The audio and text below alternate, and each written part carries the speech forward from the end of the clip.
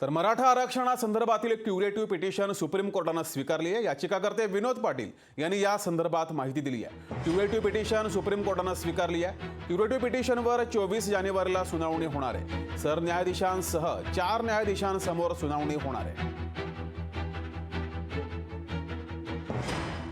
Curative संदर्भात माननीय सर्वोच्च न्यायालयाने आज भाष्य केलेलं आहे। येत्या 24 जानेवारी रोजी सुप्रीम कोर्टाने परत एकदा सुनावणीसाठी क्युरेटिव्ह पिटिशन ठेवलेली आहे।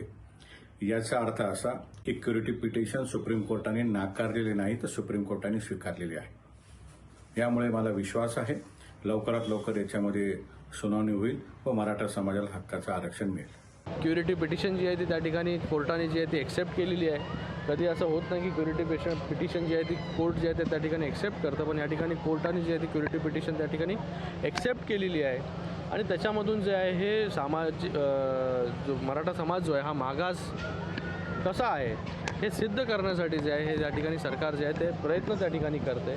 आणि प्रत्येक गोष्ट जी आहे ही मराठा समाजाला आरक्षण कसं मिळेल ह्याच्यासाठी सरकार जे आहे ते प्रामाणिक प्रयत्न या ठिकाणी करतंय। ते त्यांच्याबरोबर जरांगे पाटीलांबरोबर देखील डायलॉग जे आहे ते त्या ठिकाणी करते।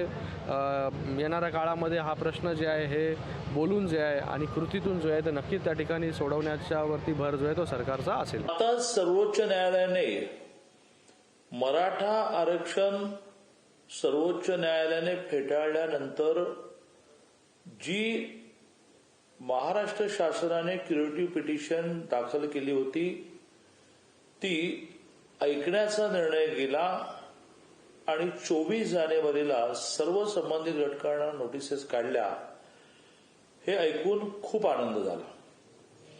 माननीय देवेंद्रजी महाराष्ट्राचे मुख्यमंत्री असताना त्यांनी मराठा समाजाला फसवलं नाही, टिकणारं आरक्षण दिलं।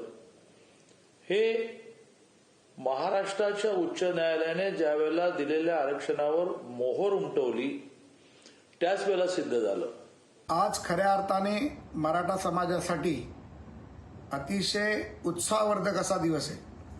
सुप्रीम कोर्टाने जी महाराष्ट्र राज्य सरकारने क्युरेटिव्ह पिटिशन दाखल केली होती ती एक्सेप्ट करून घेतली आणि त्यामध्ये फार स्पष्टतेने म्हटलं की केंद्राने ईडब्ल्यूएसच्या आरक्षणासाठी जो नियम केला त्या माध्यमातून राज्य सरकारला त्याचा निर्णय घेण्याचा अधिकार आहे। या क्युरेटिव्ह पिटिशनची सुनावणी 24 डिसेंबरला होणार आहे आणि 100% एकनाथरावजी शिंदेचं महायुतीचं सरकार, देवेंद्रजी फडणवीस असतील, अजितदादा पवार असतील, हे तिघे मिळून या राज्यातल्या 4.5 कोटी मराठ्यांना न्याय देण्याचं काम करतील आणि 100% आरक्षण कोणाचाही हिसकावून न घेता, कोणालाही त्रास न देता 100% आरक्षण मिळण्याचं काम हे आता समाजाला मिळेल। मराठा आरक्षणाची सर्वोच्च न्यायालयामध्ये प्रलंबित असलेली क्युरेटिव्ह पिटिशनवर आज कोर्टानं काही निर्णय घेतला, अशा प्रकारच्या बातम्या आज या ठिकाणी विविध माध्यमातून येत आहेत। जर ती याचिका स्वीकारली तर निश्चितच सकल मराठा समाजाला या ठिकाणी आनंद होईल।